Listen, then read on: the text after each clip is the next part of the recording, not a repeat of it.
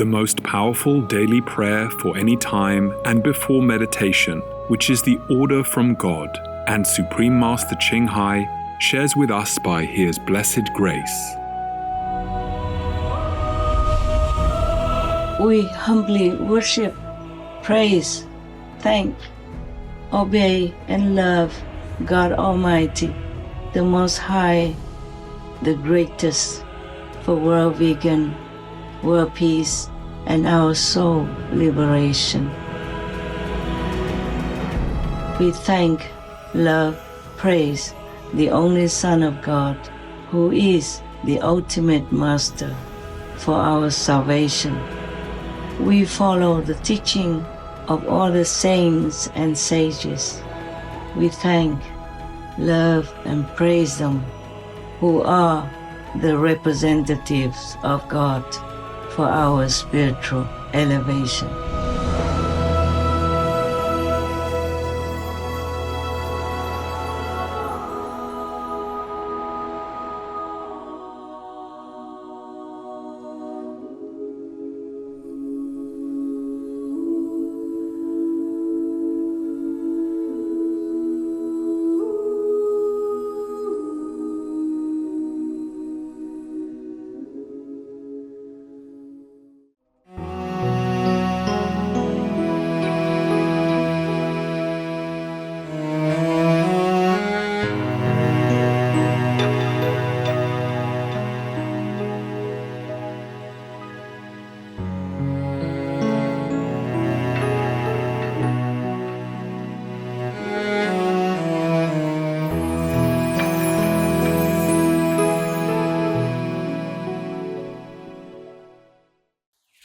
Hi there, all the beautiful souls that descended into this world to give benefits to all others, as many as you are capable, according to God's grace and God's will.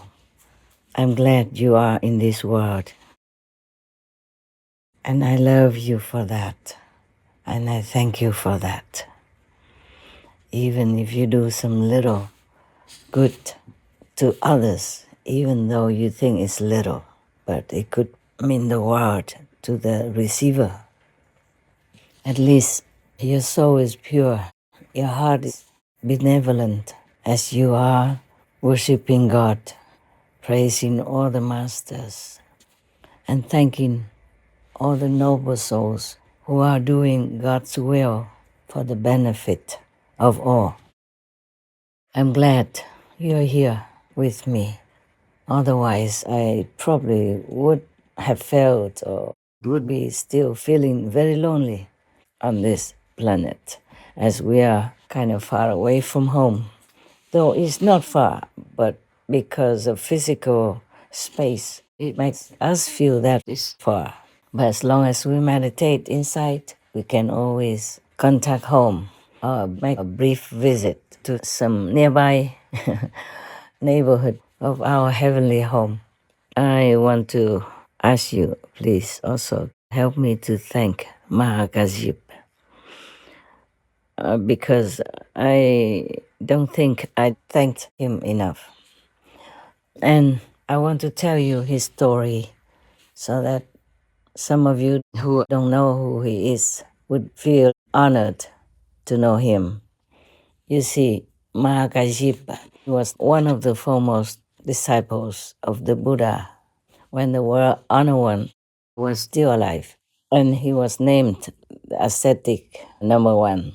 Buddha had 10 foremost disciples, and some of them had a title, like Mahakasyapa is ascetic number 1. Maudalagayana is like magical power number 1. And the great Anand is good memory number 1. Yes. There are more. Sariputra is the wisest, for example. And according to a Buddhist legend, Mahakasyapa, the real Mahakasyapa, the monk, one of the foremost disciples of the Buddha, is still alive today on earth and meditating in a place, maybe a cave in a mountain, which is named chicken food. Yes, so the one who had given me the Buddha Sarira, your sister wanted me to change the photo that they put on in the first place. They were not the ones that Mahakasyapa gave me, so she wanted me to change it to the real photograph. I really want to see it now, but I'm kind of far. I couldn't get there quickly enough yet. Besides, I'm still in retreat. I don't want to go too far. I shouldn't. Once you are in retreat, you should be always in one place, as concentrated as possible in one place. Maybe you could be in the garden, but without seeing anybody and without letting anybody see you, so that you can harness all your power for some special purpose. Many people do retreat just to invigorate their energy and to harness all the power so that they can accomplish some task. Yesterday, I had a talk with my dog people. Sometimes it's telepathically only, sometimes, if possible, by phone. And the dog people even know what I have revealed to you. I did not want to. I did not want to reveal it, what God made me. And after I revealed it to you, I asked God 3 more times whether or not it is the right thing to do, to reveal to you my real identity. Or if not, please let me delete these parts, because I don't know how people would react. And I also don't know how to react to their reaction. Yes, I just do not feel very comfortable talking directly, honestly, and openly like that about what I am. In this physical world, I'm just like you, but I'm connected with my highest self, and that is a different thing. Otherwise, I couldn't have enough power supply to do my work, which is a lot, and very, very heavy work. I want to tell you about Mahakasyapa so that you know how great he is, even as a human, as a person. Not to talk about a saint. He really is a saint. He kept his discipline. In Buddhism, you have 13 very strict disciplines which you have to adhere to in order to be called the best ascetic. Like you cannot eat after noon and you eat only one time a day. You have only 3 layers of monks' robes, and you have to collect the discarded cloth on the street, in the cemetery, or in the garbage area where people throw things away, to make your own clothes. You can't wear new clothes, you can't buy new clothes, you can't accept clothes newly made for you. You do it yourself. You pick up clothes everywhere, wherever you can, and sew them together, one piece at a time, to make into good warm clothing to cover yourself with dignity. That's all you can have. And you have a baking bowl for going for alms, yeah? And take care of yourself once a day. And nowadays, still there are Hinayana monks who do the same or similar, but then they eat anything at all. They don't restrict themselves to veganism, which is a compassionate diet. Because in the beginning, some people just came and were not used to the vegan diet, so the Buddha allowed them 3 kinds of permissible animal people meat, like those animal people from whose flesh you're eating. You don't hear their cry when they die. or an animal person that you know is not because of you that she is being killed, or the animal people who die naturally or by accident or old age, somewhere in the forest or on the street, then you can eat them. But later on, the Buddha said you should not eat that anymore. And he emphasized that whoever eats animal people meat is not his disciple. And whoever eats meat, he is not that person's teacher as well. At that time, Arya, or sage Mahamati, or great wisdom Bodhisattva Mahasattva, said to the Buddha, Bhagavan, or world-honored one, I see that in all worlds the wandering and births and deaths, the enlaced animosities, and the falling into evil paths are all caused by meat-eating and cyclical killing. Those behaviors increase greed and anger and make living beings unable to escape from suffering. That is truly very painful. Mahamati, having heard my words, if any of my disciples does not honestly consider that and still eats meat, we should know that he is of the Candela, or killer's lineage. He is not my disciple, and I am not his teacher. Therefore, Mahamati, if anyone wishes to be my relative, he should not eat any meat. The Lankavatara Sutra, Tripitaka, number 671.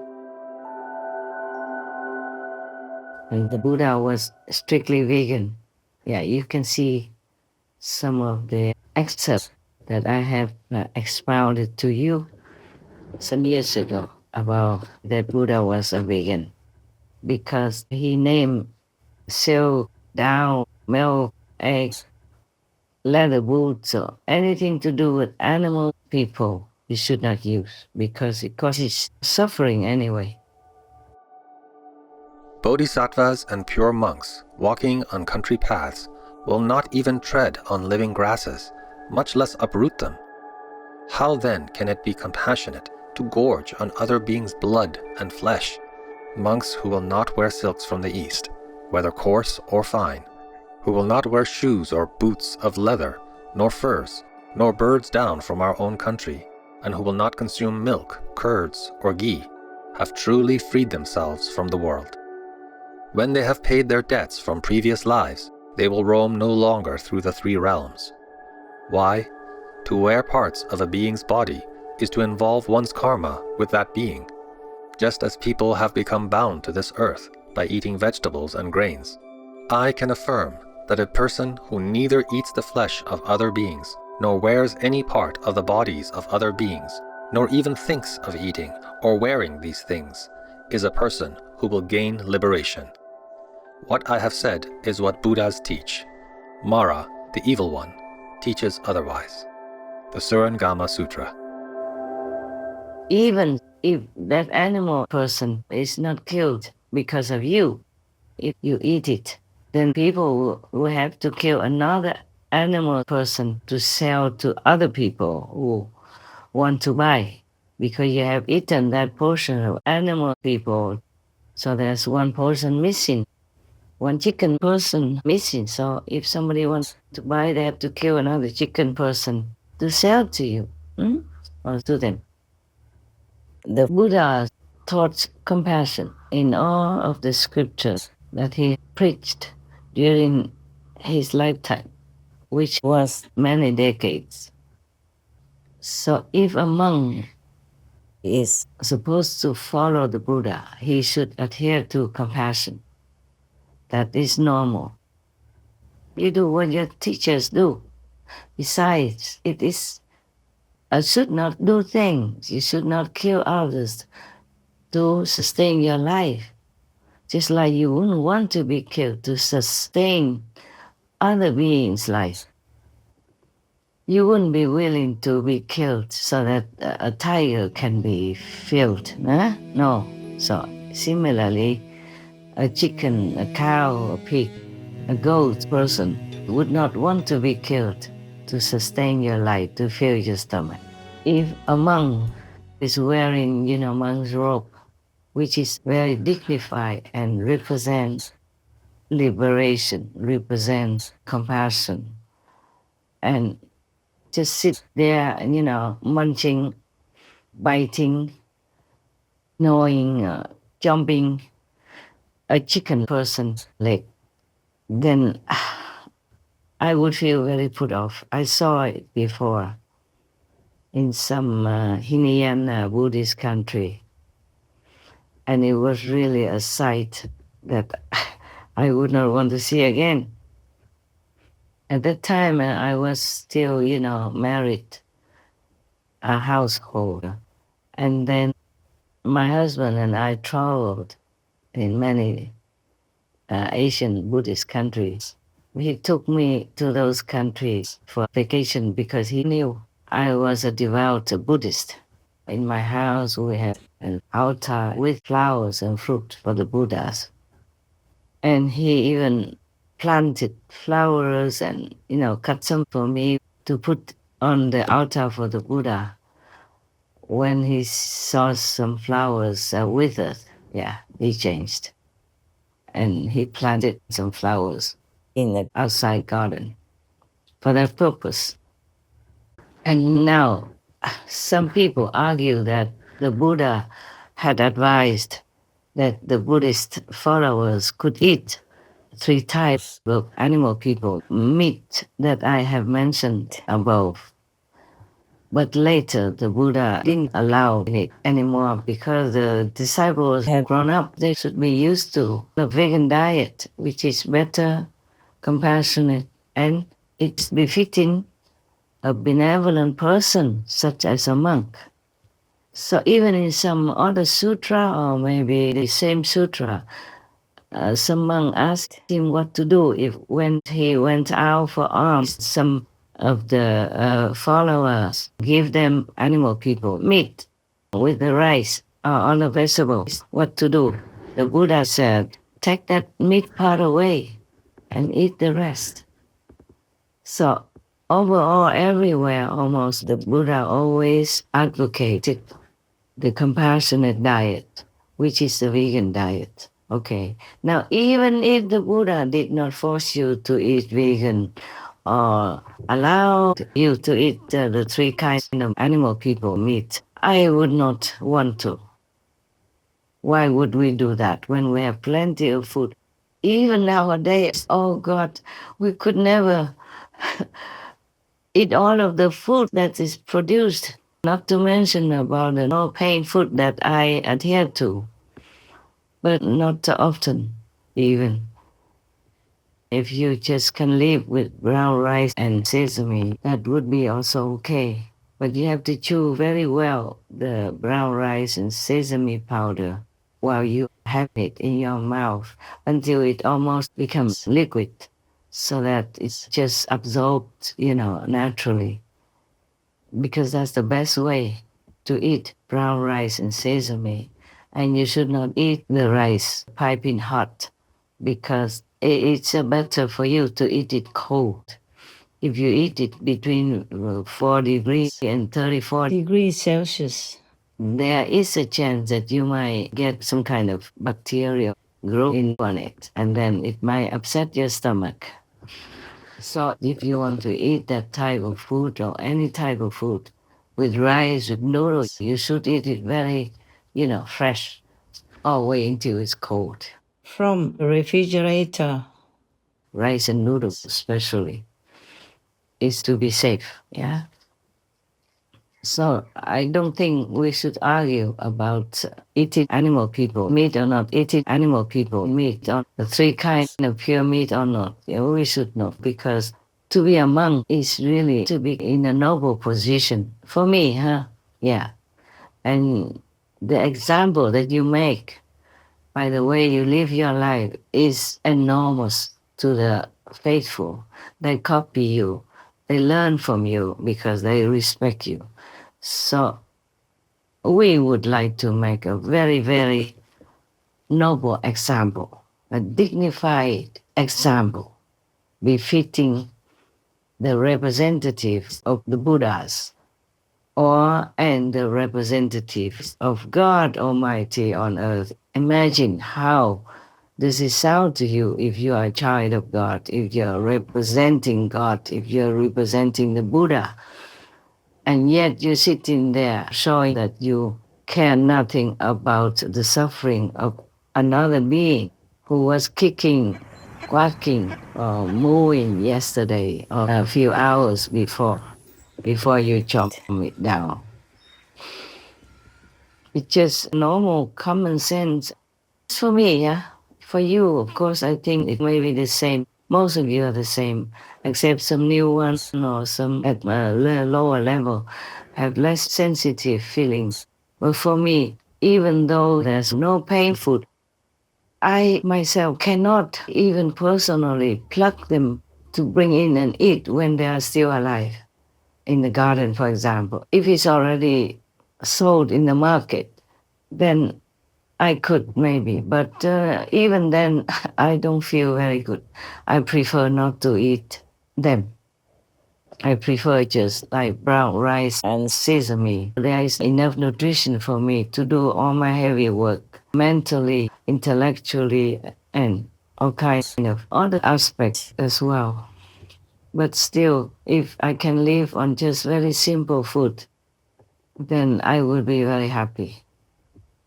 When the sesame seeds are ripe, the plants have already withered, similar to peanuts.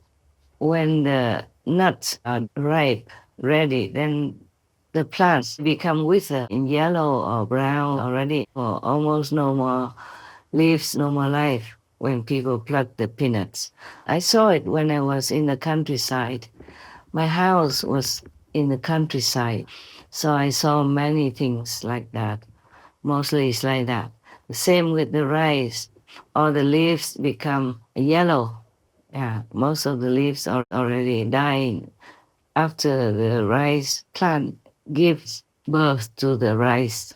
Then the plant seems to wither and die. Yes, so for me, it seems okay to eat. Just for example, before, of course, I used to go out and pluck flowers and harvest vegetables and all kinds of things like that, feeling that I'm good, that I don't eat animal people. Meat, I don't eat eggs, for example. But nowadays, I can't even do that. When I walk in the garden, I walk carefully. I don't want to walk on the grass. I feel that it's so insensitive to walk on something which is still alive. And I always apologize to the grass if I accidentally, unavoidably step on them. I apologize to all beings if I have to go near. It might cause them some fear or hurt or something. So I cannot even pluck anything. I cannot even pluck a flower, pluck a fruit, nothing anymore. And it just came automatically like that. As you become vegan, after some time, you just don't want to hurt anything at all, even the grass in your garden or on the street. You just don't feel right. You just feel so respectful and so caring for their feelings. You're very sensitive to anything else around you. You walk with respect and care in case you hurt something, even the grass on the street. I don't look like a monk anymore. Even though some Buddhist monks still drag me in to blame me for not wearing monk's robe or for making business and all that stuff.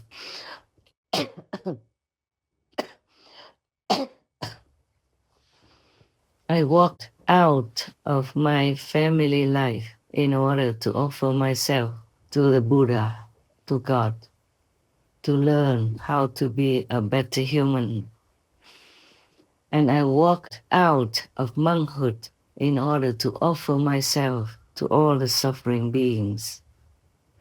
Thus, I don't feel like I could hurt anything. It's not like anybody was watching or I have any vow or anything. It's just automatic, just like you don't want to cause any disturbance, any disarray in their life. You could almost feel like they all are breathing feeling and talking to you. Sometimes they do, and sometimes they show it without talking. I walked into a garden once because I wanted to go into the shed. So I arranged, clean the shed to go in to meditate at night. I thought it's more close to nature than the room with concrete. And I just walked out before the sunset and took a photograph of some white flowers in the corner of the garden. And when the photo developed, I saw a beautiful pinkish purple color, which in that corner there is nothing that could cause that. And that was the first time. Then I asked, and the fairies say that they wanted to show their love and respect. Oh, I was so touched. I still have that photograph. Maybe someday you will see it. In the Between Master and Disciples introduction. Yes. If I see it, I will make a note for you to pay attention so that you know what I am talking about. Maybe I can ask them to send it, and then we can include it here for you to look at. The fairies of the plants mostly hide themselves in a corner because they're afraid of humans. Yeah. Sometimes me too, because I have had some not very pleasant experiences.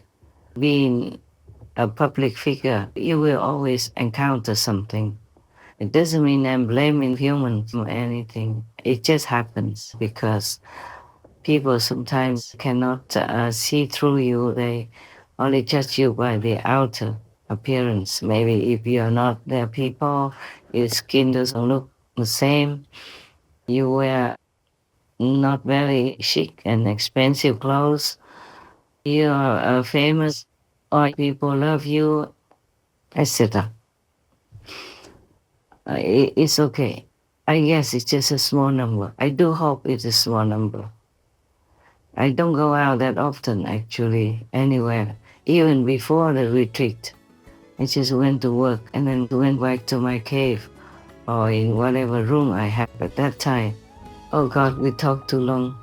I wanted to tell you about Mahakasyapa.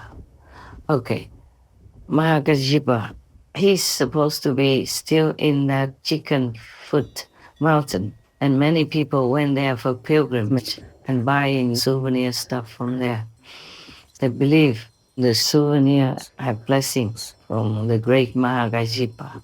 But he himself, the real monk, is staying in that mountain. Nobody can see him, of course. He's hidden inside a cave within the mountain. But he himself has just a manifestation body. And that body is in China as a human, just doing what we're doing as a human. So you see, we all have a duty. Even as you are human, but who knows, maybe you came from a higher heaven and you are still in the higher heaven, your soul, your real self, and you are connected here on earth with your physical body through this kind of silver cord that keeps you alive on earth. As soon as that cord is cut or severed in some way, then you can't stay alive anymore. And if you happen to, for example, go without breathing for some reason, like in an accident or something, then the cord is still there to keep you alive.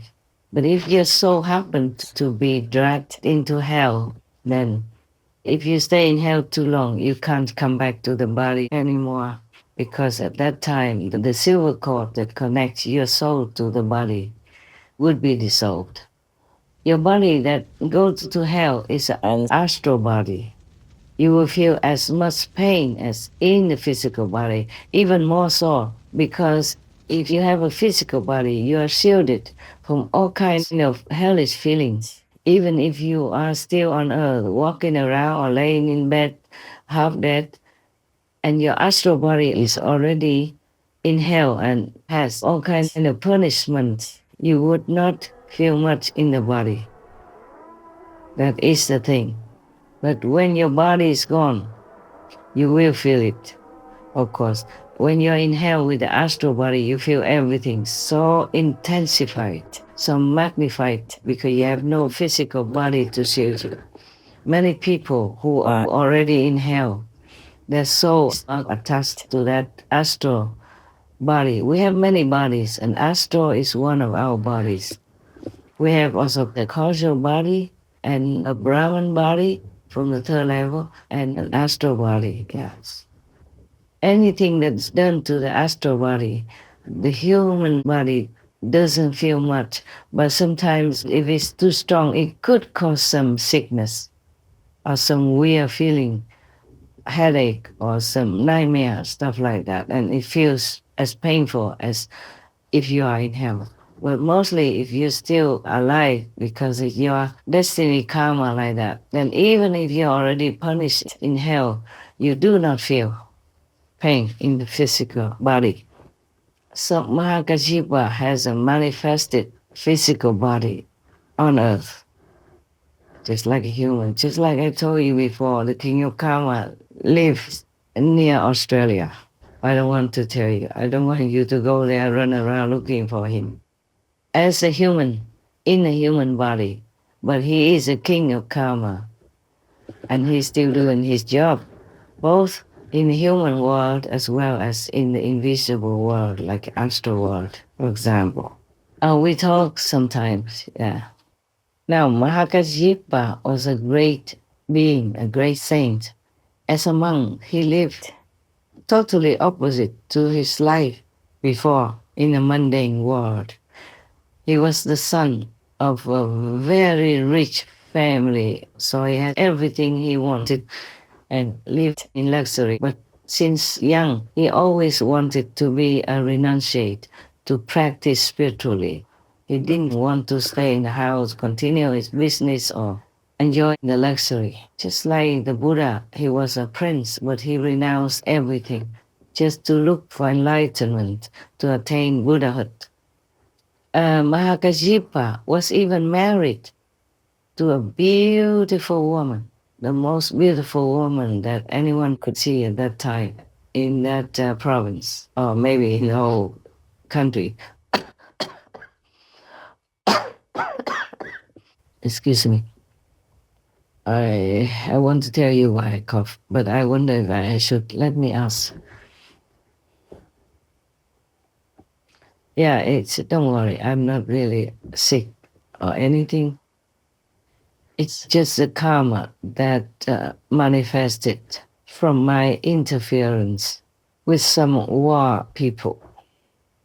Namely, this is the Lord, the king of karma even told me himself, because I didn't bother so much.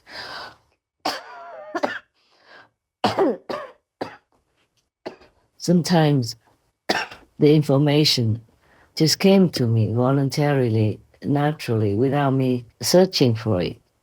Or maybe sometimes I think about the question in my mind, and then some king of a different department would tell me, would give me a message.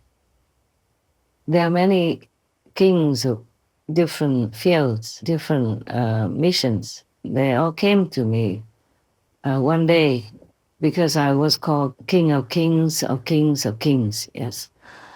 And that also means king of all the past kings, and king of the present kings, and king of all the future kings. That's why. And there are many of them. King of peace, king of war, king of the wind, king of the stars, king of the North Star, king of the South Star, king of benevolence, all kinds of kings. Even king of the zealous demons, or king of zealous ghosts. They all came to me one day. When was it? Was me last year then? Last year, sometime in April, yes. some occasion, they all came just to pay respect. I don't bother them that much because they are busy, they're doing their job. And only when really necessary for some information, I would call upon them and we talk. So we don't talk a lot, like the way I talk to you. I wasn't aware of such a serious name before. I thought it was too long and they should cut it short. If they want to call me King of Kings, okay. And the other ones that just say, oh, case. Oh, case means of kings. K, oh, case. Something like that. When I was writing something and they spell it out to me, I said, don't make it too long. I'm lazy to write. So that's why I was telling them like that. And I say, why do you all have to keep calling me this? It takes too long. Because sometimes they have to spell it to me and they don't call me just you and I. They call me King of Kings of Kings of Kings. And it's just too long for me. So one day they all came and say, this is why we call you King of Kings of Kings of Kings, because you are our king. And in the future, when other kings come, you also be their king. And in the past, you were also king of all the kings. So now you know also all these questions in your mind, why I have this and that title. I didn't ask for it. The first time, I also didn't know it was me who talked to me. So I asked, who is it? And I told you already, I said, this is the ultimate master. I said, oh, very honored to know you. So the voice said, it's you yourself. There was an accompanying being next to the King of Kings who could tell me this and that and others. Introduced my title to me, which I never thought of. Too busy, you know, and what for? Even if I'm King of Kings, what good does it do me anyway, yeah? I renounce everything already. It's just that I have to still keep remembering some, because that helps me to draw out much more power so that I can use it to help this world as much as I can. That's the reason why I still need the title, some of them, okay? And I never thought I would tell you that I'm Maitreya Buddha or the king of Dharma wheel turning, because I never thought about all these things. I'm too busy working every day. Just like if you graduated or if you're a doctor, you can't keep thinking, oh, I'm a doctor, how wonderful, how great. No, you're just taking care of your patients. That's all. It's only the patients that keep reminding you that you're a doctor. People who you are dealing with remind you that you're a doctor because they call you doctor this, doctor that. Yes, they even call your wife Madam Doctor, even if she doesn't have any doctor degree, because she is the wife of a doctor. Yeah. In German, they call a doctor's wife also Mrs. Doctor. Yeah. Frau Doctor. So it's nice. See, if you're a woman uh, and you want to be called doctor, just marry one. Very convenient. You don't have to study many, many years and work so hard for your doctor degree. What else do I want to tell you? I keep telling things and it jumps from one thing to another. Mahakasyapa never wanted to marry, but his parents wanted him to marry, of course, because his son, and he will inherit all their business, their properties, and he will have children for them and all that. So they really kept pressuring him to marry, but he said he doesn't want to. And they keep pressuring him. So one day he asked a very famous, very good sculptor, you know, who makes statues, to make a statue as the most beautiful woman you can ever imagine for him. And he brought it home. He said, parents, if you want me to marry, this is the kind of girl with virtues, with the heart who wants to also devote to spiritual practice. Then I will marry her. Oh, that was difficult for the parents to find such a beautiful girl. They didn't even know where. And then he said, okay, then let him leave home to beg for alms everywhere in the world, anywhere in the country at least, to find that woman for them. So the parents, because of the prospect that he is going to marry, let him go. So even then he was very young, but he already had this kind of monk mentality, monk spirit, monk's heart. So he went out, left the family behind, taking nothing, and with a begging bowl, went for alms and walked from one place to another, making that excuse just to find a spiritual teacher worthy to teach him. He was very intelligent as well. He knew many things, he learned everything, and he was perfect in many ways. So many teachers also could not continue to teach him anymore. But as fate would have it, the parents somehow had a friend who found this beautiful girl who looked exactly like the statue that he had made, even though he never met her before. So he had to marry. And the girl that the parents wanted him to marry also had a similar spirit like him. Didn't want to marry, just wanted to find a master and practice spiritually.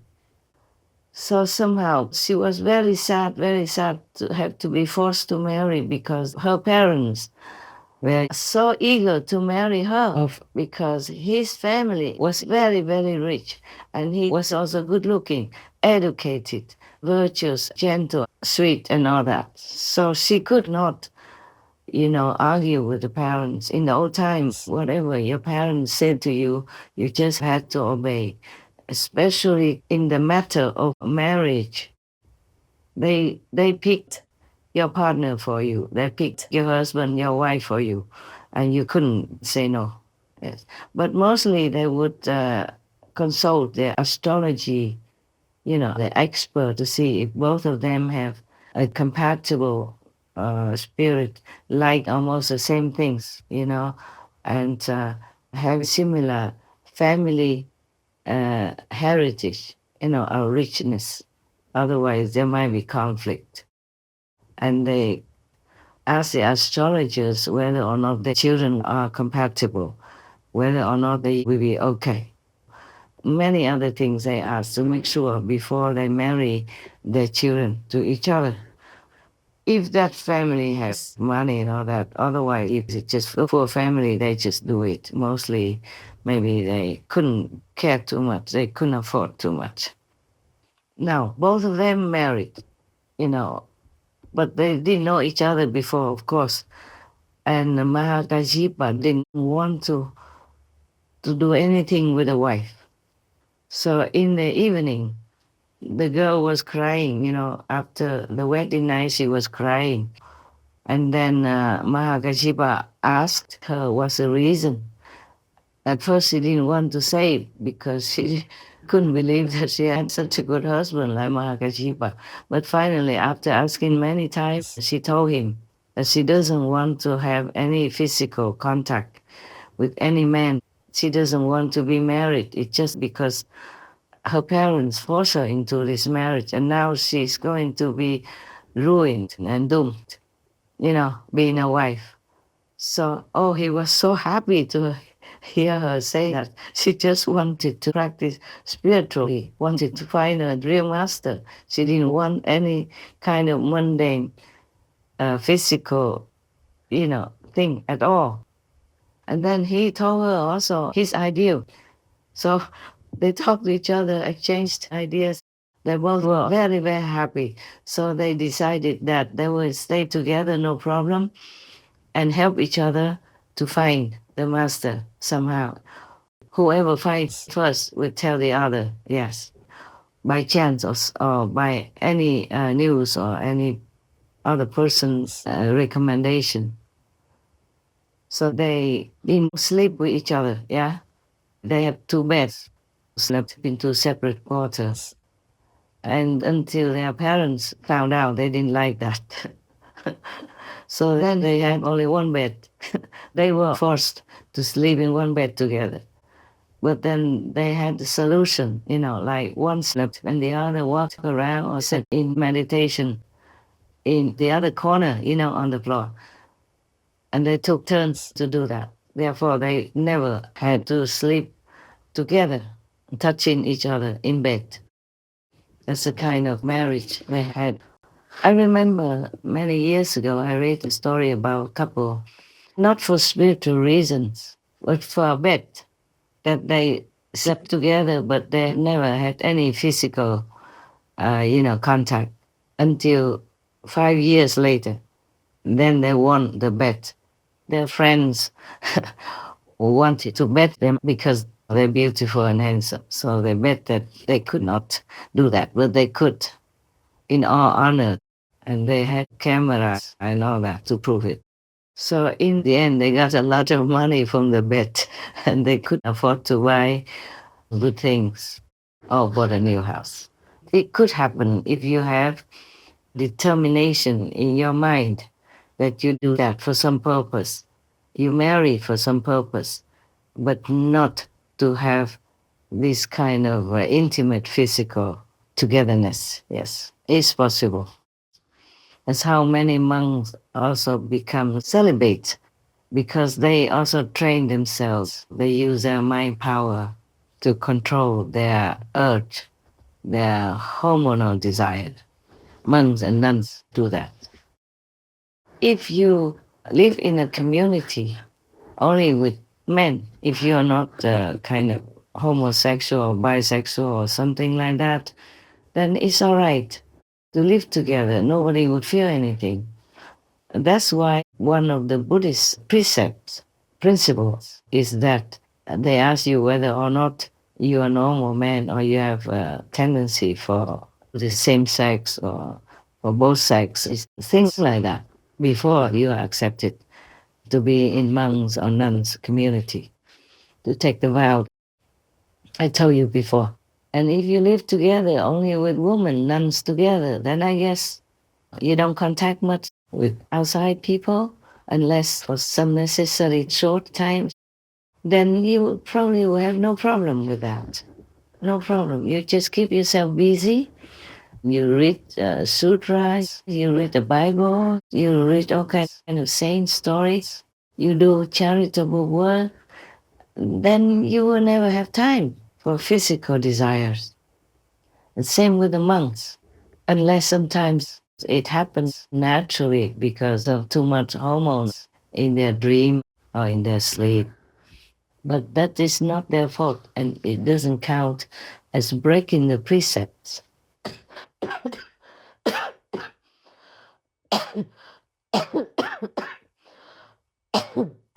Don't worry about my cough. It will be okay. The Karma King told me that that cough is caused by my interference with the karma of some people in Russia.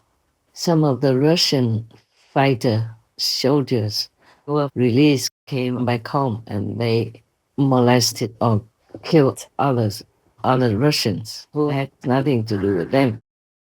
It's just their tendency is like that. Or there have been criminals in jail before, and the government of Russia converted them into battlefield soldiers. And when they came home, they just do the same thing they did before. And I interfere with some of their karma, and that's why I suffer extra as well. To prevent their criminal deeds and to help their victims. Oh, we did many things for the Russians and Ukraine, but still, it's not possible to stop yet. Probably needs some more time. Both sides, lose heavily, but they still cannot give up. It is terrible, this war. Sometimes I feel myself I could not bear the suffering of humans, of animal people, of trees, plants, insects, and everything, even fish, people. And Small things. Snail people, they are in the garden or on the street and people walk around and step on them. Oh God, imagine all these shells piercing into their sensitive, soft body. Ah, terrible.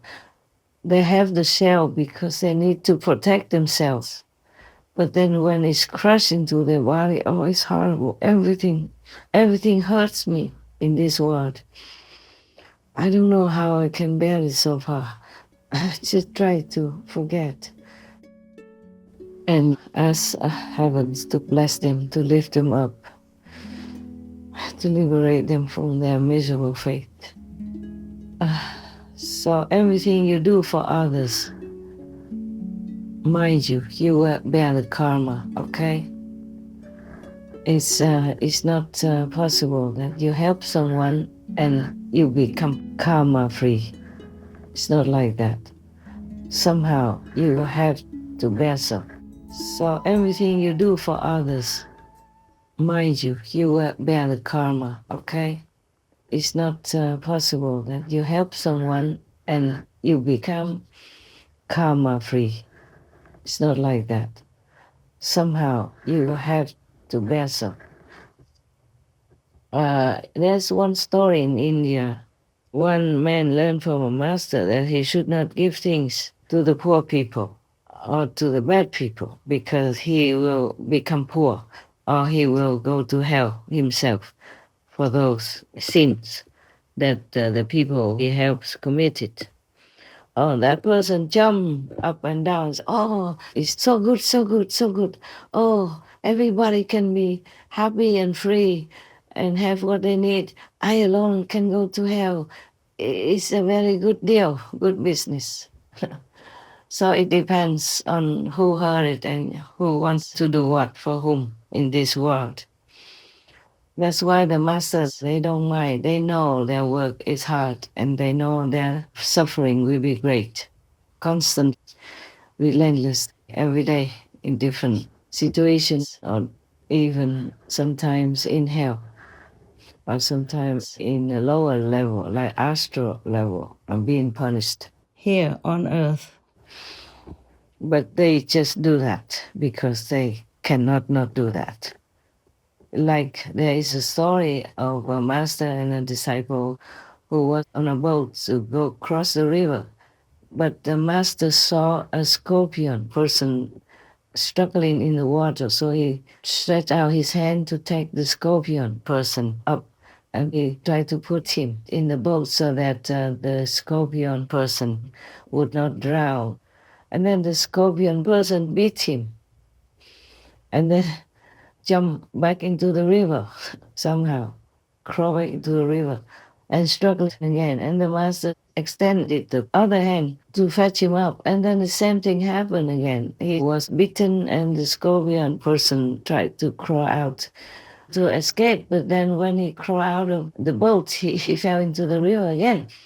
So the master extended his hand, going to pick up the scorpion person again, and the disciple stopped him, held his hand and said, "Is the scorpion person going to bite you again?" The master said, "Yes, he will."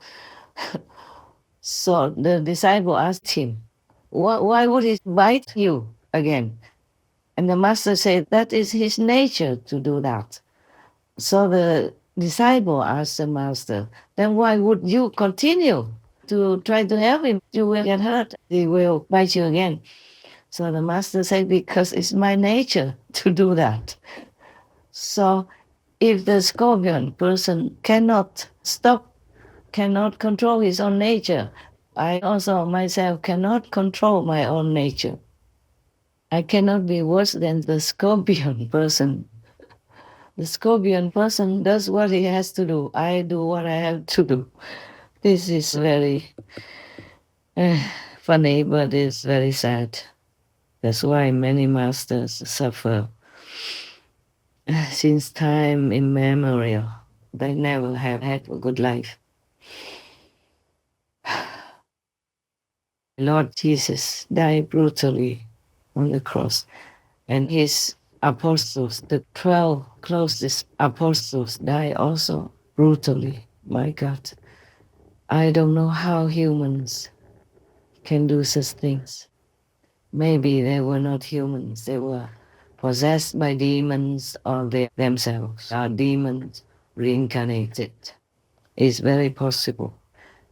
Just like a saint can be reincarnated on earth, demons can also be incarnated on earth. In the lower region of the universe, it is like that. And we're indebted to all the masters since time immemorial who have been rescuing us time and time again and again. Now we go back to Mahakasyapa. After they married, the wife was eager to maybe run away or something to find a master to practice, to be liberated, to be enlightened. But Mahakasyapa told her, just wait a little longer. We can't just leave the parents like this. And he was very filial as well, and a good son. So after some years, the parents died. And then the son, Mahakasyapa, sold all the properties and shared it with the servants who have been working in his house in his parents' time since he was young, and also gave it to the poor people in the vicinity, and just left a little bit, enough for survival. And then Mahakasyapa said to the wife, the road is long and rough outside, so you stay here, wait for me. If I find a master, I will come back for you. So Mahakasyapa kept going everywhere, and he found many so-called masters, but he didn't feel like they were worthy enough for him. And then one day he met Sakyamuni Buddha, and just after some conversation, he knew this was the one. He was so eager to be his disciple. He knelt down on the floor and begged for it. And so he became the Buddha's disciple, yes, a monk. And then he was so happy, studied with him, went out begging and then studied and meditated. Everything was so good and peaceful. That was just the way he wanted. And he became an arhat in no time. But because before that, he had even been going out baking and eating only once a day already. So when he followed the Buddha, he continued the same. And Buddha praised him. And Mahakasyapa, when he was very old already, the Buddha even advised him, told him that he should eat some better food with them, with the Sangha monks, so that he would have better health, a better body. But Mahakasyapa said no, he cannot. He was so used to eating one meal a day, he used to this kind of discipline, 13 rules of discipline. So he could not change. So the Buddha said, okay, it's good. You can stay that way as long as you're all right. And Mahakasyapa was all right, and he is still all right. And I'm very indebted to him. I want to tell him again that I treasure the gift of Buddha's Sarira very much, very much. I don't know how to find words to express how much I appreciate it.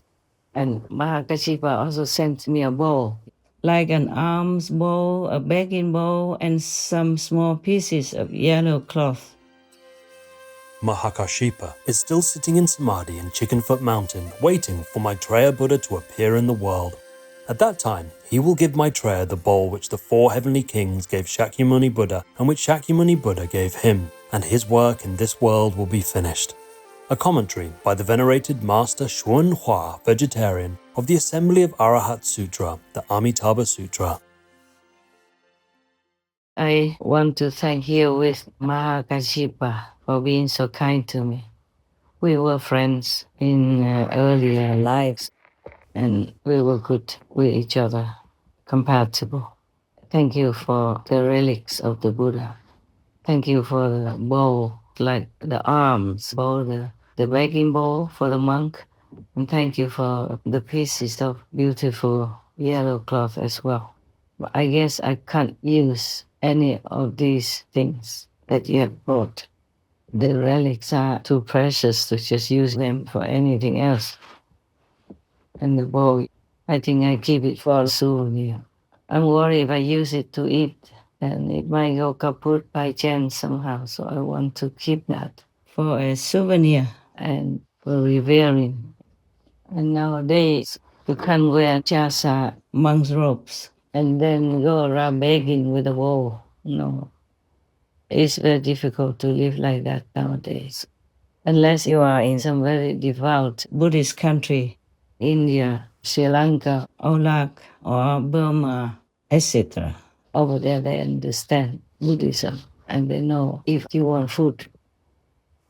But in our time, Mahakasyapa should understand, the Buddha also understands that it's very difficult to go out begging, especially for a woman. And I'm not that young anymore.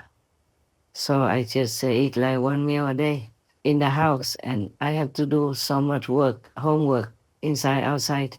So if I keep going out and baking and coming back, I don't think it'd be convenient for me. Even though I would love that free life so very, very, very much. I want to thank you with Mahakasyapa for being so kind to me. We were friends in earlier lives, and we were good with each other, compatible. Thank you for the relics of the Buddha. Thank you for the bowl, like the arms bowl, the begging bowl for the monk. But in our time, Mahakasyapa should understand, the Buddha also understands that it's very difficult to go out begging, especially for a woman. And I'm not that young anymore. So I just eat one meal a day in the house, and I have to do so much work, homework, inside, outside. So if I keep going out and baking and coming back, I don't think it'd be convenient for me. Even though I would love that free life so very, very, very much. Even just to eat one meal, cooking and washing, I feel already it's a lot of work for me. And you have to clean your house, you have to clean floor, wash the blankets and the clothes, and then wash the dishes after cooking, and wash the kitchen and utensils and all that. I feel it's too much work already. I wish God would allow me to be breatharian again. It's more convenient, but still, I cannot. I'm not allowed to. I still feel very sorry that I can't be breatharian, because it was so good when I was breatharian. I felt like I was walking on the cloud, and everything felt light. Everything felt like no worry, even nobody involved, nothing you should worry about, nothing you fear. Because you have nothing. And if you even don't eat, don't drink, you really have nothing to fear at all. You have nothing to lose. It was absolutely a very, very, very beautiful feeling. And now even eating once a day, oftentimes I also don't taste anything. Sometimes I feel a little appetite or even hunger, but rarely does the food taste any good. Maybe because when you cook for yourself, it doesn't taste very good. If somebody else cooks for you, then maybe it tastes good. I remember I loved food. I loved food so much before. And I always had a kind of small party in my little kitchen. I had a couple of chefs and cooks to cook for me. So I asked them to cook a lot, and I invited the workers in the ashram, some monks or some nuns, not all of them. Those who came helped me to repair the house or repair the car, or some helped me to clean the golf car or clean my yard, something like that. So monks or nuns, I invited them. They took turns, so it was very good. And when I ate with someone else, it tasted so good, so good, so appetizing. And then I kept eating a lot. But then later I preferred to eat once a day and less, because even if you like to, you shouldn't eat so much. I mean me, huh? Not you, okay? Please. and do what you want with your life. It's your life. As long as you don't harm anyone, and as long as you're vegan, I'm happy already. But if you want to try to have less and less pain, invisible pain even from plants, trees or flowers in your house, then you can try a little bit at a time till you get used to it. See, if your body accepts you have it, don't cut everything off all at once like the way I did when I became breatharian. Maybe you will cause yourself trouble. I didn't cause myself trouble. I was younger then and healthy. I worked a lot in that temple, cleaning every day, washing, cooking for everybody. Yeah. And helping to write articles for the abbot and transcribing his talk onto paper. Yes. He had a magazine or something. Before that, I had met a Watarian nun before, I told you, in Miaoli. Not where we live, but nearby in the same region called Miaoli. So my heart ever since has been longing to be at least a Watarian or breatharian, but I could not somehow. Because I have to tell you the truth, I loved food. I remember a long time ago, the Buddha told me that he became Buddha before I would, because I love food too much and ate a lot. I still do though, even though not as much as before. Usually before I lived with people or in the temple, a lot of people come and eat together, so that makes you have even more appetite. And when I was in Siu, Taiwan also, I invited people to come eat with me. So the more people with you, the more appetite you have and the more you eat.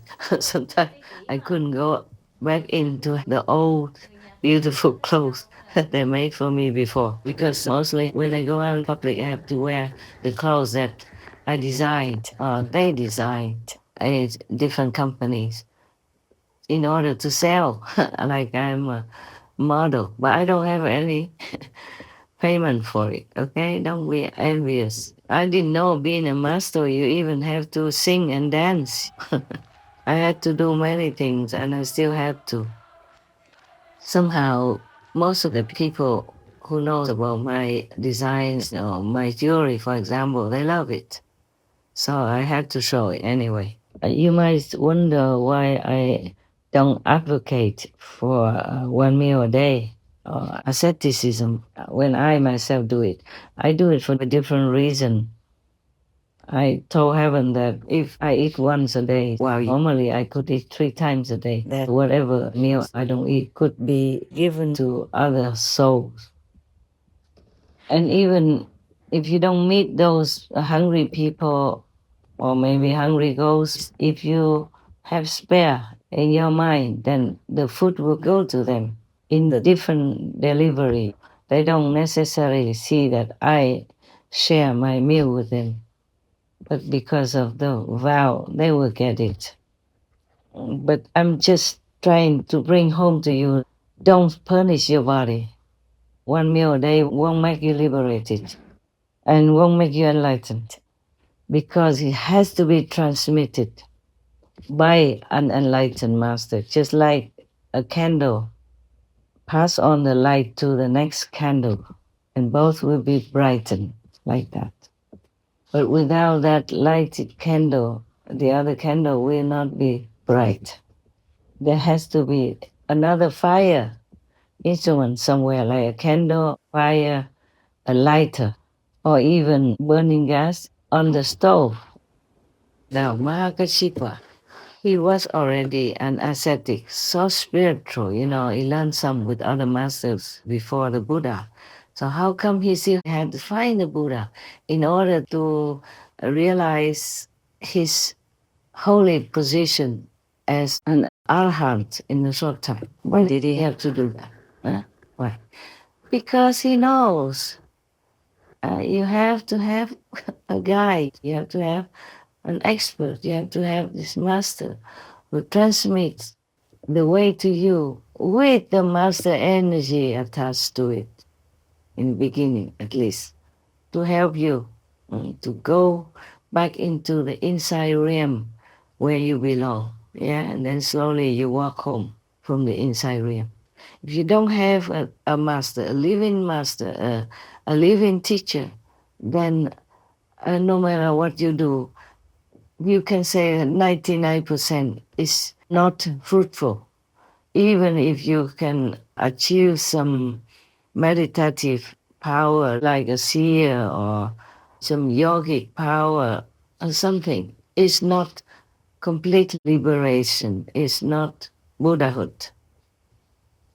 You will be reborn again on earth, and then God knows if you can still continue to control your life in virtue, morals, and beauty or not. Without a real transmission of inner power to you, to open your own power, it's a very slim chance that you could enlighten yourself and reach liberation, or if learning some other method that is not suitable, that is not the ultimate. And after Mahakasyapa sent for his wife, she came study with the Buddha, and in a short while she became an arhat also. It means saint already. You know, during the Buddha's time, sometimes the Buddha just talked to somebody, they came and talked to him, and the Buddha explained to him, expounded to him the truth, and then that person became enlightened and attained some level after meeting and talking to the Buddha. It's not because of the Buddha's talk or voice, it's because of the power emanating from it. And also that the Buddha will teach that person a method to practice. Maybe light and sound method, the way you are practicing. So it is not like you can just repeat or learn from somebody else, second or third hand from the Buddha. That means produced from the Buddha's teaching, and then you can be enlightened. You see, it has to be a living teacher. And many other monks also like Ananda and other persons, they have to be under the Buddha's merciful guidance with tremendous power from within the Buddha himself. So it's not like you can just repeat or learn from somebody else, second or third hand from the Buddha. That means produced from the Buddha's teaching, and then you can be enlightened. It has to be a living teacher, yes. And many other monks also like Ananda and other persons, they have to be under the Buddha's merciful guidance with tremendous power from within the Buddha himself. You see, in many scriptures of the religions, they all mention that you must find a living master, a living Buddha. But many people just brush by it and they don't really pay attention to it. And they also don't know where to find the master and what kind of master that will be. How could they even test to know if the master is good or not? It's not like you go into the store, you know, and then you can try some clothes on and know that it fits you. Yes, it's harder. If the master has teachings printed into a book or something, then maybe you can read it first, and then you will know that the master is good for you. Or if you have enough fortune and a little purity and sensitivity, then you might see the master in the inner realm of heaven, of the liberated realm, and see the master doing this and that, and rescuing other people. With your spiritual eyes, in your inner vision, then you know this master is truly a master.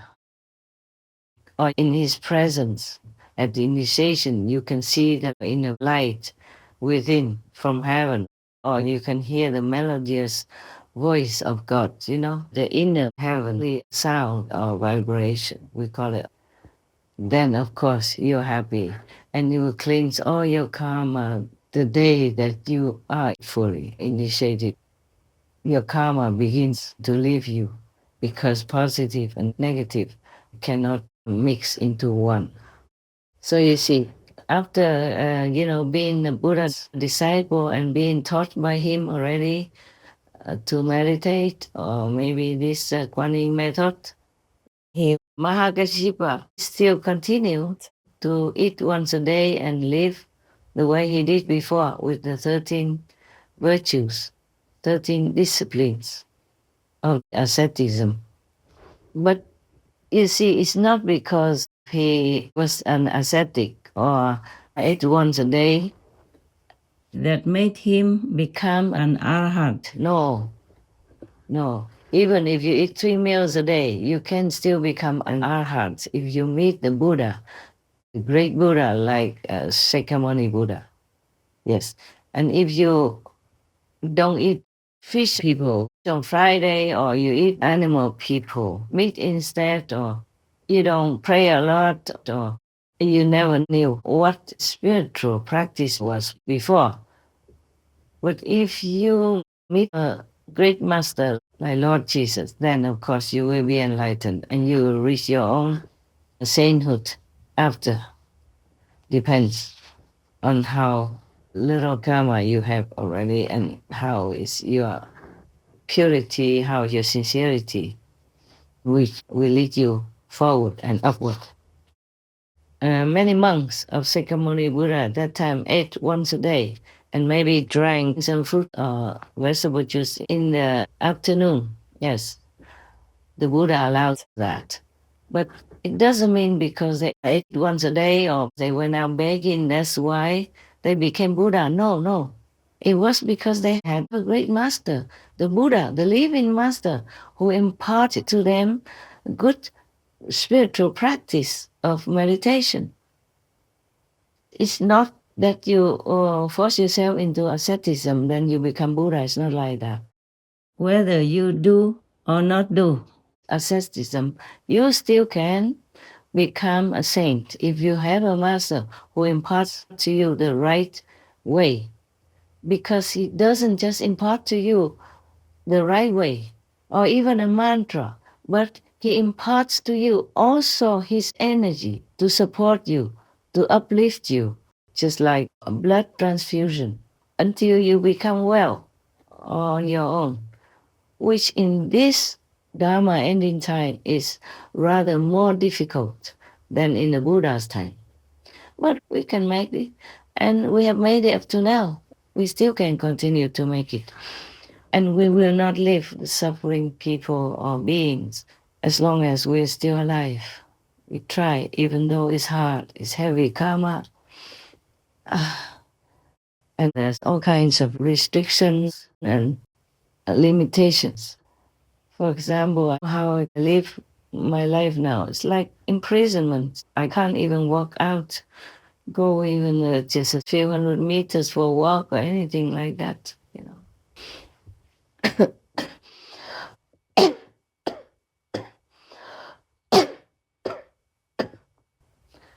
Even if I want to take some photographs, I have to see that maybe that place is empty, the garden has nobody looking, or take just some steps away from the door. You know, when it's quiet time and the whole area is empty. Yes. And then when I come back, I have to pay for it, you know, spiritually. I have to make it up more, meditate much longer. But then it's quite busy sometimes. The Supreme Master television additional work is, oh my God, sometimes it feels like forever. From yesterday morning until now, I haven't closed my eyes because of too much work on Supreme Master television for me alone. And I'm not very good with computers or high tech or anything, you know. So in order to find some English word that I have forgotten how to write correctly or to know the meaning of it, it takes me a long time. I have to take out a dictionary and look all over for it. And sometimes that dictionary doesn't have it. I have only one. with me. I can't just carry everything when I'm on the run. Sometimes if I'm on the run for safety reasons, I have only one pair of clothes on my body and the handbag, nothing else. Everything else, I maybe have to ask somebody to send later or go without or buy it on the road. Yes. So I can't have a lot of dictionaries with me. I have 25 volumes of English dictionaries, very thick books. Each one of them weighs at least a kilo and is very thick and very big. But I can't just take them everywhere with me. I took them sometimes before to different countries, but I can't afford to anymore. That was those times when I still lived with people. I still came out and saw you in a retreat or saw you daily, when you visited. But now I'm just in house arrest, volunteer house arrest. Can't go anywhere, can't do much. I'm not complaining, okay? I'm just telling you some corner of my life because you wanted to know. You see, whoever you want to be your master should have a lineage of transmission of power. And if you're lucky, you find a master, even if he's a monk or she's not a nun, but she has the lineage of enlightenment within her being from her master, then you might be able to see her real master, or his own master, or maybe he himself is a master. The lineage of enlightenment doesn't always stay in one religious order.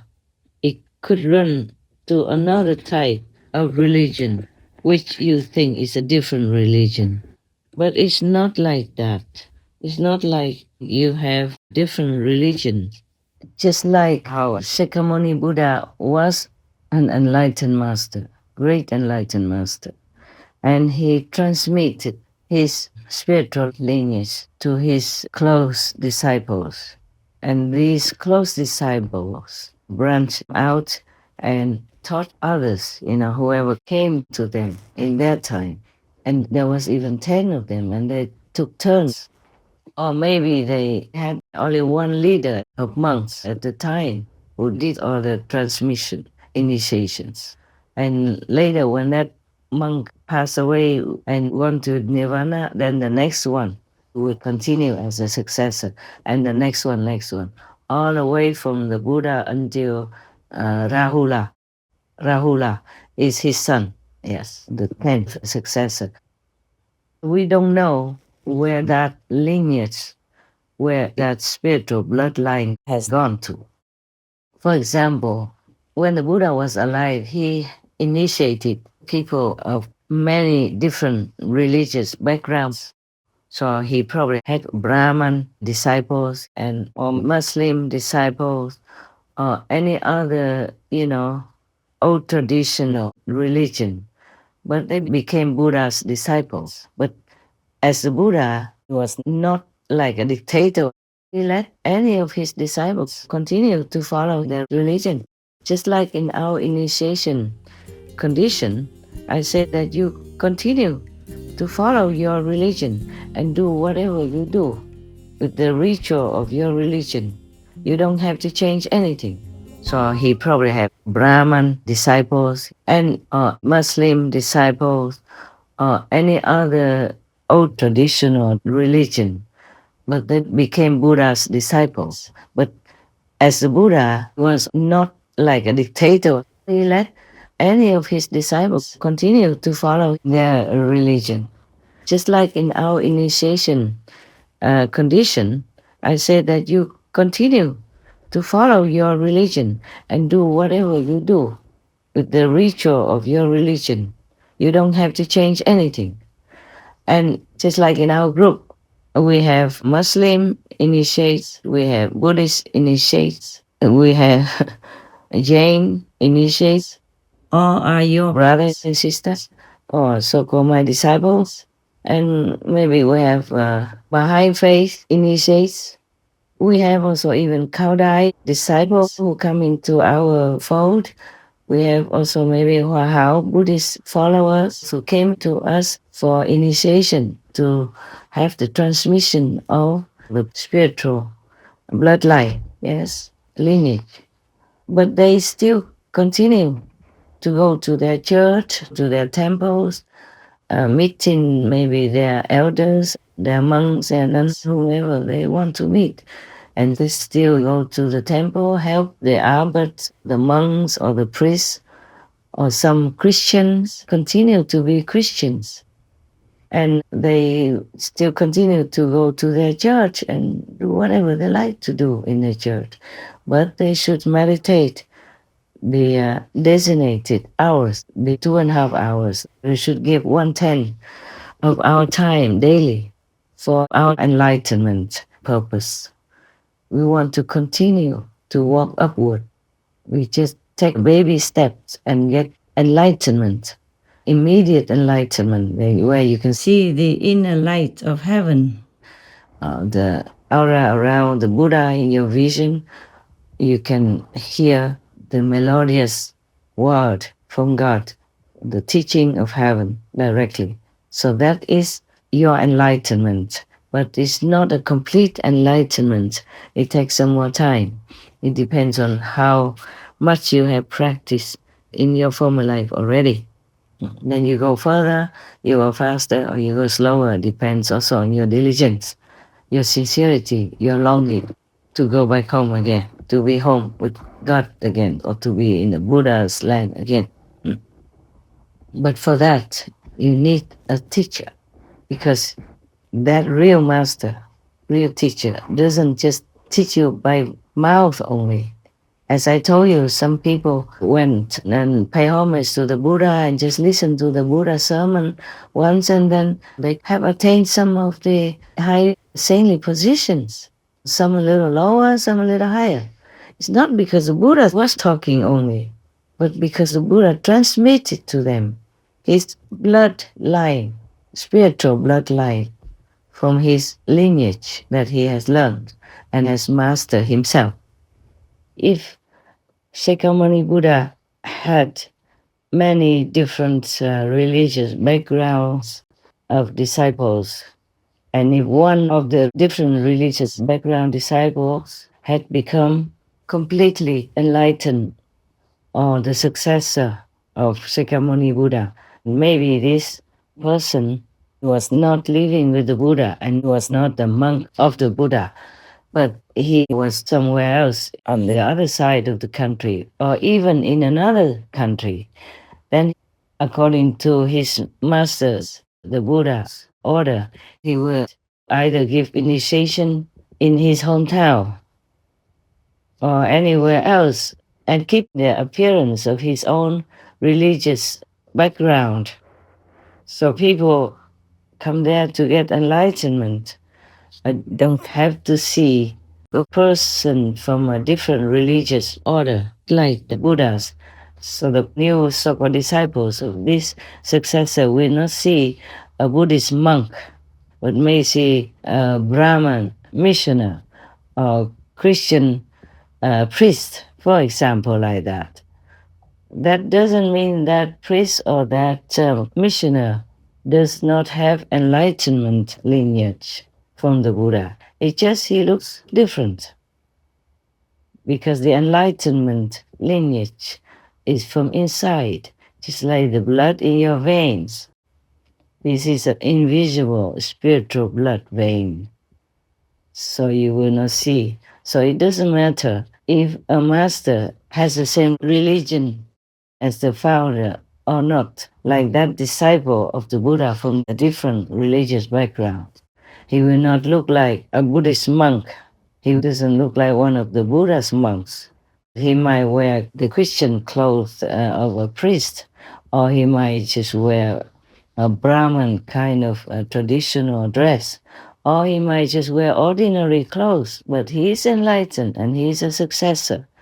So this here is the problem with many people who want enlightenment so much, want to have a master, but they're always looking in their own religious system, like a Buddhist would go look for a monk. a Christian would go look for a priest. And same with many other religions.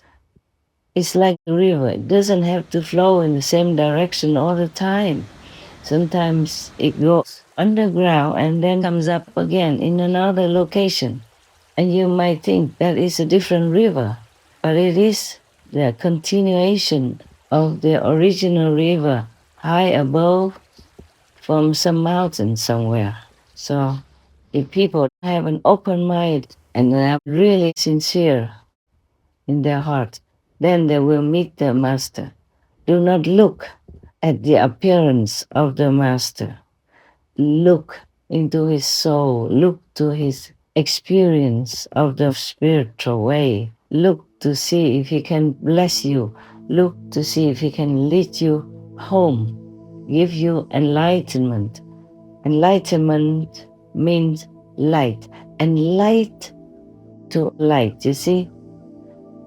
So if he could give you immediate enlightenment, just like the way we do with the Kuan Yin method, then you will see the Buddha's light, God's light, or whatever name you call it.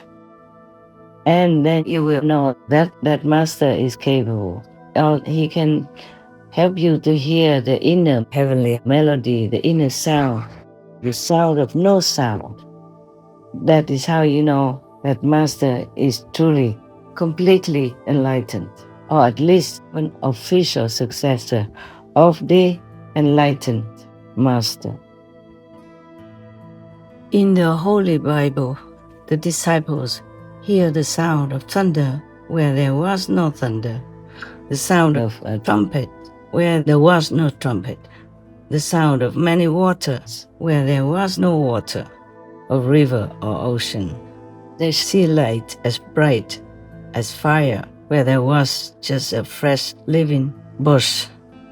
In the Buddhist Diamond Sutra, Buddha said, "Do not look for appearance or sound from the outer world, because one cannot see the Buddha there." The Kuan Yin method gives you immediate inner experiences of the inner world, of inner light without light, of inner sound without sound. It's all from God's direct inner teaching, from Buddha's direct inner teaching. That's what you must know to be liberated in one lifetime, in this lifetime. Even in the Dhamma ending time, in such a desperate, troublesome, and dangerous time as our time. When Milarepa went to seek enlightenment with Mapa, he couldn't wait much longer because Mapa, the master, kept testing him, making him do all kinds of work, labor, work, hard work, building one shed after another, one house after another. That's it, didn't teach him anything. And then beat him up also. And he had scars and was wounded and bleeding. And the wife of Maba, the master, felt very sorry for Milarepa. So she faked a letter as if the master, Maba, her husband, had written it and give it to Milarepa to go to find his appointed, designated disciple in some other place nearby, another village or another city, and give him that letter saying that the master wanted him to give initiation to this person, Milarepa. So that disciple did that, but Milarepa had no experience at all of the inner heavenly light and of the word of the Buddhas or God inside him. So that designated disciple who could give initiation had doubt. He suspected that maybe Mapa, the original master, did not give permission. So later, that's how they found out that it was true like that. It was just his wife who felt sorry for Milarepa and was touched by his sincere and humble longing for initiation, so she faked the letter. At the end, finally, Milarepa had the initiation, and at that time he had inner experiences, just like the way you, the initiated people, do. Mm. Sometimes there are fake masters possessed by demon, some high demon, and that demon can make you feel like this master is real. They just use some magic power, to temporarily lure you into thinking, oh, I feel something. So this must be a master. It's not like that. So the real master truly is also hard to find. And I hope he or she won't beat you up like Mapa did to Milarepa and then just give you enlightenment immediately the way I give it to my own disciples. So it depends on your luck, hey? Okay, but the criteria is that you have to see the light of heaven and hear the voice of heaven, the word of God, the teaching of the Buddha directly. That's the criteria. Mm. So the real master truly is also hard to find. And I hope he or she won't beat you up like Mapa did to Milarepa and they just give you enlightenment immediately the way I give it to my own disciples. So it depends on your luck, hey? Okay, but the criteria is that you have to see the light of heaven and hear the voice of heaven, the word of God, the teaching of the Buddha directly. That's the criteria. Mm. Because if you look for your own religious kind of system, the priest, monk, mullah, imam, prophet, or whatever you name it, then you might be disappointed. Because as I said, like the river, it runs elsewhere. It doesn't stay in that same place all the time.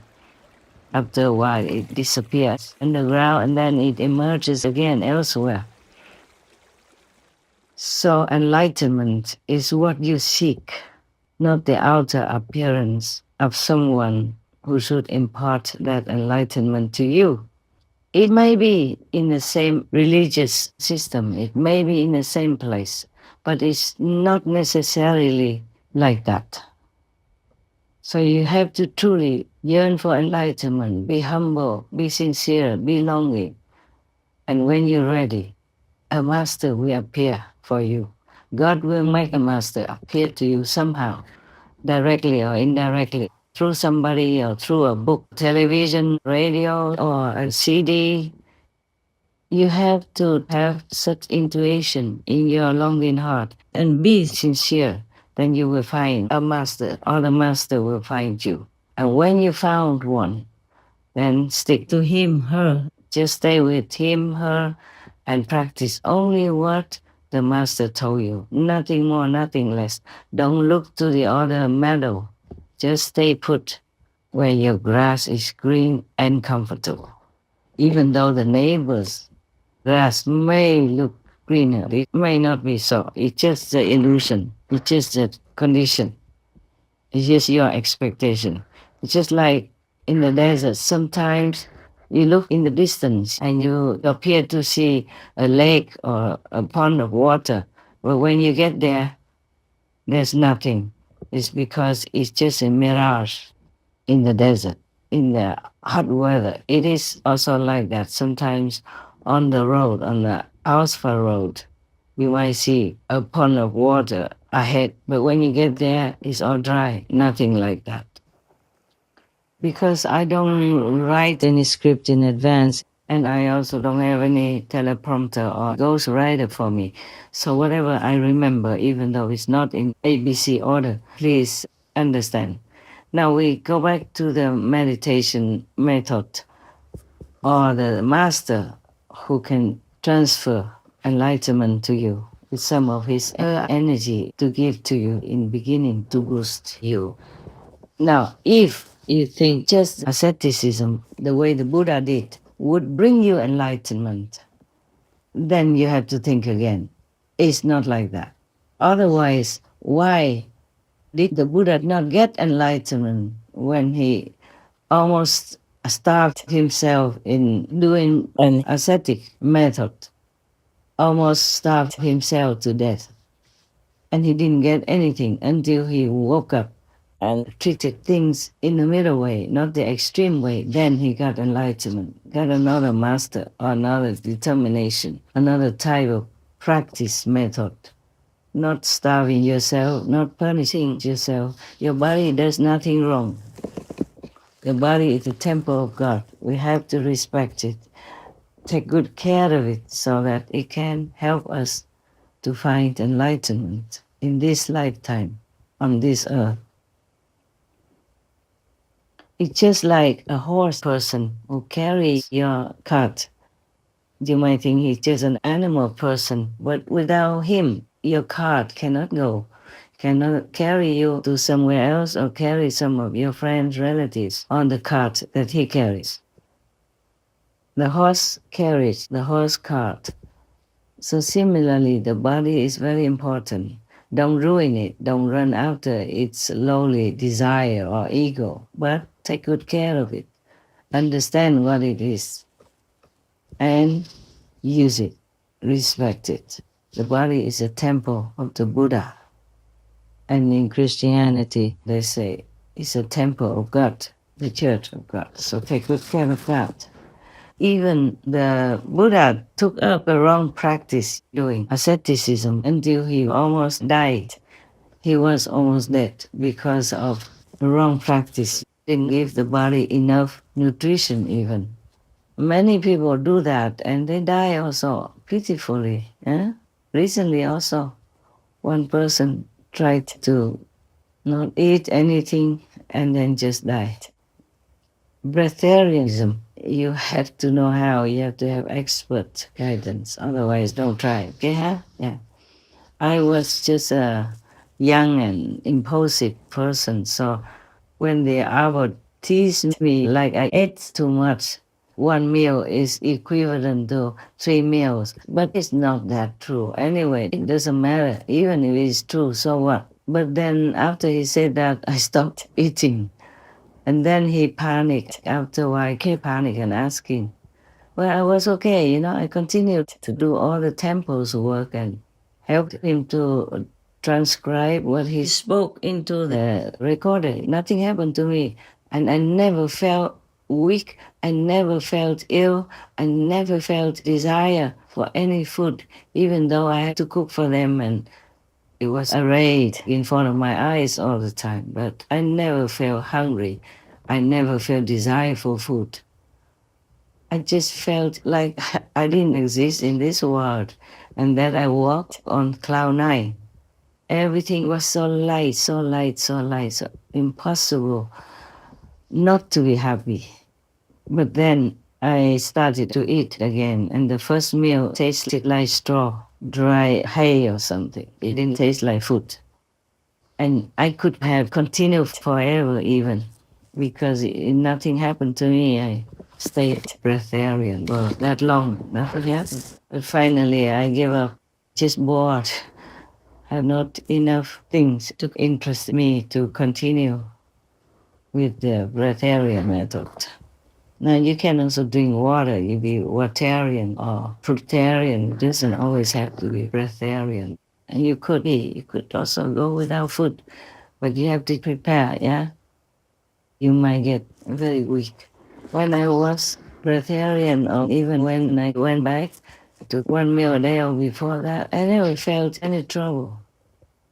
I lived, but I felt like it was without my body. I walked, but it felt like it was without my feet. I talked, but it seemed like I didn't have a mouth to do that.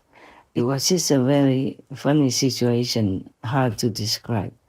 I didn't eat anything those days, and I felt okay. Then afterward, the master reappeared, and I thought, oh, that must be it. It must be the master who needs the food to save money. So he doesn't want me to continue to eat. So he teased me like that so that I would feel bad and I would not want to be a nun anymore. And then he would replace me with the monk that he brought here.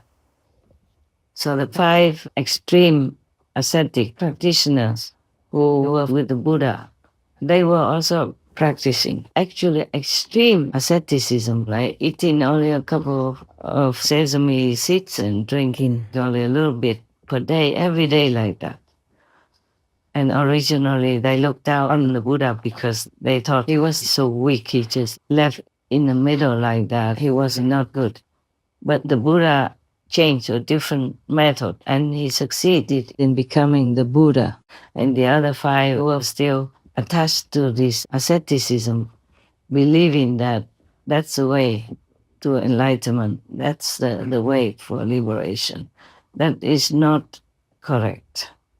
Not correct at all. Even if you eat nothing, you might not be able to get enlightenment. You must have a master. And then practice for a while until you're able to do it yourself. And the master doesn't have to watch you. And the 5 persons who stayed as ascetics didn't get any enlightenment, just more and more frustration and more weight loss, losing the will to continue, and they just were miserable. So what I mean is that being an ascetic doesn't bring you to Buddhahood, doesn't bring you enlightenment. Only after the Buddha talked to the 5, explained to them, expounded to them the religious book in their religion. Then after that, the Buddha probably give them initiation right there.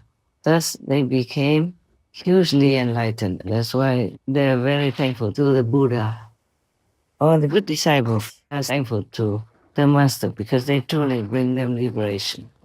You see, it's just that after the Buddha taught these 5 ascetics and taught them the method, then they became also enlightened and followed the Buddha. Otherwise, just the Buddha talk alone is not enough. He has to give some of his bloodline energy to the 5 persons. Of course, the more initiate in the Buddha's presence, the more karma the master will have to endure. And some masters die because of that. Some die on the spot if some too bad disciples mingle in there or if too many people. But it depends. Some people are already very well established in spiritual sincerity. Then sometimes he meets the master by chance, just as a glance from him, then he will die peacefully and go to heaven instead of hell or wherever lower level that he was supposed to go. Because the master has tremendous power and can bless anyone she likes. In the Buddha's time, there was one man who already killed 999 persons. And he wanted to kill the Buddha to make it 1,000 because his teacher asked him something. So the Buddha or the master doesn't have to rely on anything because the initiation is inside. There are no words spoken. Only before the initiation, of course, you might have some questions. I or my representative monk might teach you that when you sit like this, and you have to do the gesture mudra like this, and so on and so forth. So just to say that you can be enlightened alone without the Buddha, without the master, is something almost like impossible. Like you polishing a brick, hoping to make it into a mirror. No, not at all, no good. And even if you meet somebody, maybe a monk, a priest, a mullah, a maharaji, and you might think you found the right one. Just after initiation or in the beginning or before, you wake up from your samadhi at the initiation time and you might see the master become exhausted. And sometimes if you have your third eye open or your clairvoyant ability with you, you can see the master maybe being punished, being beaten up by those negative demons that jump out of your being and other initiates at the same time. And maybe the master can get very sick, either immediately or, a little while after. And then she needs to recover his or her spiritual strength. So we really are in debt to all the masters in the past and present for sacrificing themselves to the utmost. Some disciples have very heavy karma, but the master never asks what he did before, how he will repay his or her kindness. No, nothing. It's all unconditional. It's all love, guidance, and truly caring in God's grace. You feel the love. If truly is a real master, the moment you meet them, you will feel something that lifts you up. Even if they just give you a test, like, okay, close your eyes and recite this Buddha's name or your religious founder's name, then you immediately will enter into samadhi. Or before, he did not even need to tell you any instruction yet. Yeah, because a master power is beyond imagination. The stronger the master, the more she can take more souls back to heaven and make the disciples more comfortable in the physical life. Until then, only the lucky ones in the world truly meet with master. I look around, I don't see a lot. Maybe. I truly don't see any fifth level master yet. Maybe I have to look longer and further. But up to date, I've been trying to look for one. I didn't see any. We have many masters, many teachers from different lineages and different schools, and very well established, where I don't see any at fifth level yet. They could give you initiation relying on their past already ascended to heaven's master, but they themselves have not reached their own goal, like being on the fifth level. We have from the astral level to the house of the master. It's called real sakhan, meaning real abode or heavens or real name or real Buddha's land. At least a fifth level, but I could hardly see any masters. It's not because they are not monks or they have not attained, they are not in the fifth level or maybe even higher, if possible, but mostly from this earth, a master would be lifted up only to the fifth level, and only exceptional ones can go beyond that. But the fifth level is incredibly beautiful and wonderful already. You would never want to leave. Even in the astral level, many people die temporarily and go to the astral level and they never want to come back here. When they come back here, they keep crying for a long, long time because they feel so miserable and they feel so much longing to go back to where they were temporarily left their body and went there with the soul. They call it near-death experience. So in order to be liberated and enlightened, you have to have a living master. That is definite. Even Bodhidharma has to go all the way to China, bearing all suffering and hardship, even being misunderstood and almost lost his life because they didn't care about India. They thought he's not Chinese. What is he here for? Or does he want our money, our girls, or whatever he wants? It was not complete trust in the beginning. Until the day he left, there was still some lingering doubt about who he was. But then he succeeded in teaching 5 disciples and found one successor before he left China. So that was his purpose.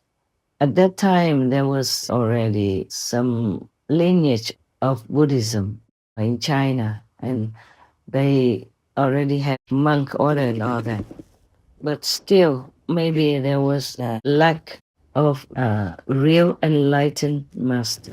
So Bodhidharma had to go there to spread it, to infuse some spiritual energy into some of the Chinese monks, disciples, and some outsider disciples or non-disciples to make China uplifted a little bit further from where it was.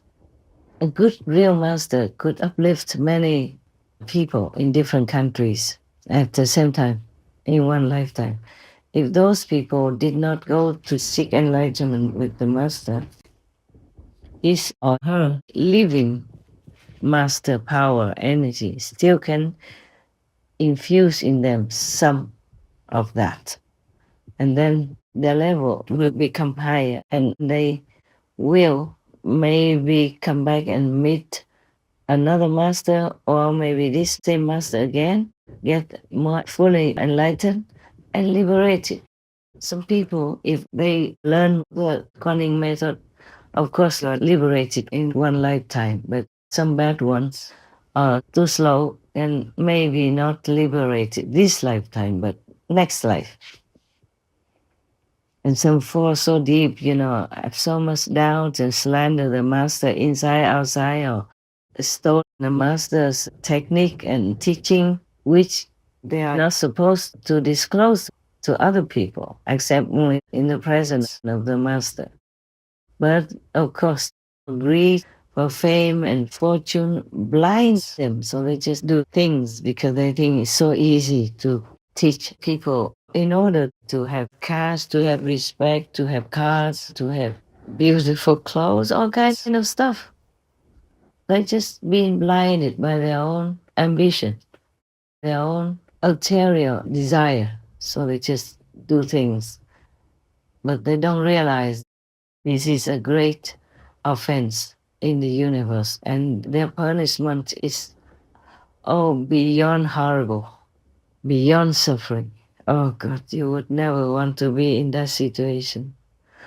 Please do not disclose what you learn to anybody except for that person who comes and would like to have initiation for himself, herself. Don't try so hard to recruit more disciples for me, make me look like a big and great successful master. No, don't.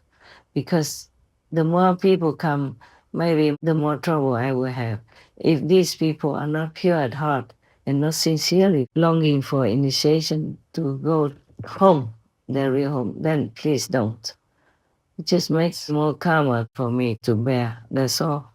And also funny that in Âu Lạc or Việt Nam we say cứu vật vật trả ơn, cứu nhân nhân trả oán, meaning if you rescue the animal people, they will repay you with kindness and other help. But if you help humans, they will return badness to you. I just don't know why. A few of the Vietnamese refugees who I worked so hard for, rescue them out of refugee camps and help them in different ways, directly or indirectly. Several of them turned against me even, saying bad things about my teachings and even stole the way I teach and copied me in every way to be famous. And they don't know what awaits them in hell truly. You will not believe it. If you can believe this world exists, then you should believe that hell exists. And hell is a horrible, cruel, painful place to be. Some hell is just non-stop. We call it relentless hell. You stay forever in there and they never let you go.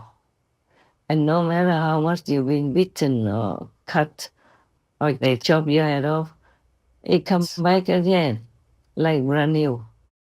Whatever is cut off from you, it will not give you any more benefit. Okay, if I have any other things to tell you, I think I talk more later. It's no rush. May God bestow upon you all the best.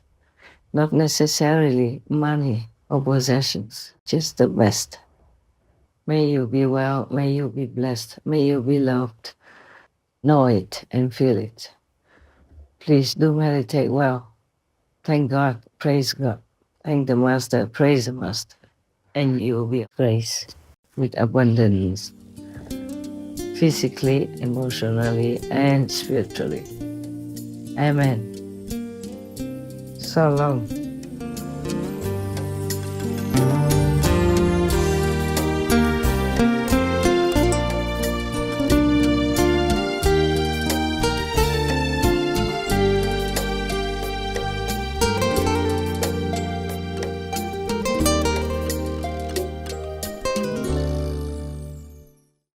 Supreme Master Ching, vegan, is a world-renowned spiritual teacher, humanitarian, and artist. To learn more about her compassionate life and teachings, please visit suprememastertv.com/master.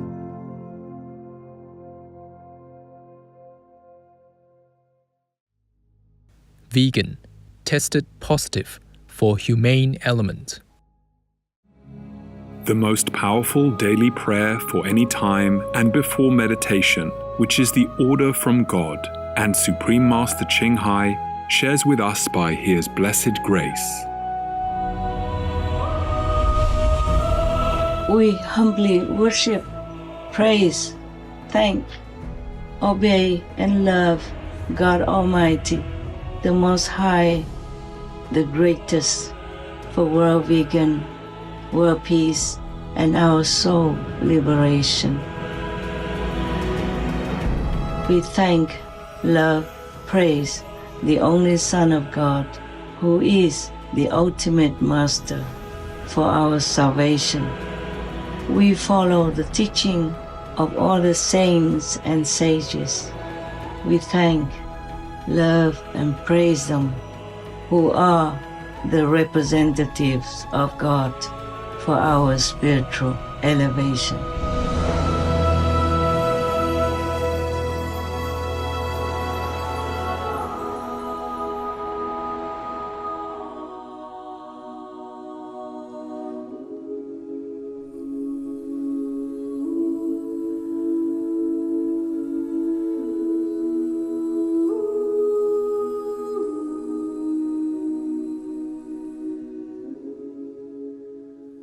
Being vegan, having peace, doing good deeds, life is a feast. Our programs offer many languages. Please visit suprememastertv.com/schedule and suprememastertv.com/BMD. 番組は多言語放送です。放送予定は suprememastertv.com/schedule そして suprememastertv.com/BMD. Also, be sure to follow us on our socials: YouTube, Facebook, Getter, Instagram, LinkedIn, Nico Nico, Pinterest, Reddit, Substack, Telegram, Threads, TikTok, Truth Social, Tumblr, VK, and X, previously known as Twitter, in multiple languages by searching Supreme Master TV.